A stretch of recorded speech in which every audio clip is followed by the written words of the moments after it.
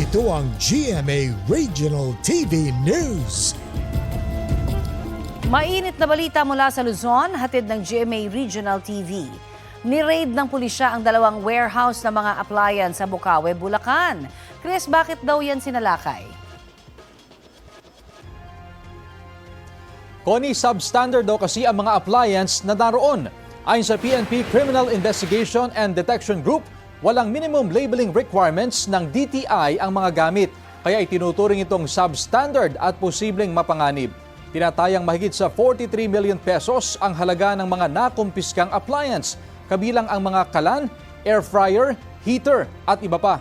Inaresto dahil sa posibleng paglabag sa Consumer Act of the Philippines ang 4 na empleyado at isang Chinese national na umano'y warehouse manager.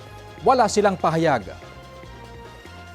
Sinuspindi naman ng 70 araw ang lisensya ng driver ng pickup na nakasagasa sa 7 taong gulang na bata sa Suyo, Ilocos Sur. Ayon sa Land Transportation Office, pinagpapaliwanag ang driver kung bakit hindi siya dapat panagutin sa administratibong kaso ng reckless driving, pati na sa pagiging improper person to operate a motor vehicle kaugnay sa nasabing insidente. Pinaharap siya sa opisina ng LTO sa Quezon City sa Biyernes.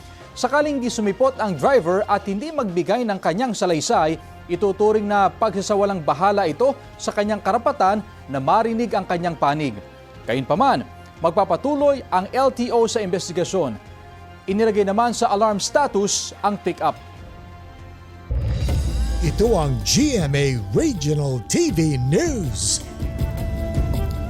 Balita sa Visayas at Mindanao mula sa GMA Regional TV.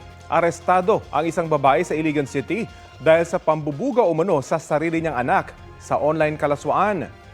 Sara, anong update doon sa biktima? Rafi, nasagip ng pulisya ang isang taong gulang na lalaking anak ng sospek.